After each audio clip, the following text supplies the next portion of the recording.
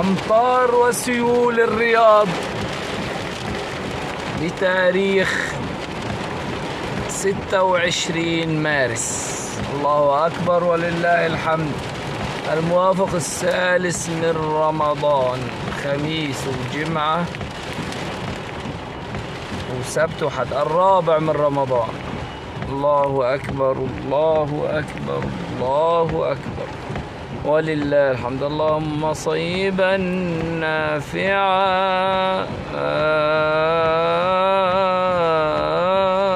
الله يا رب استجب دعاءنا وحقق أمانينا وأحلامنا واحفظنا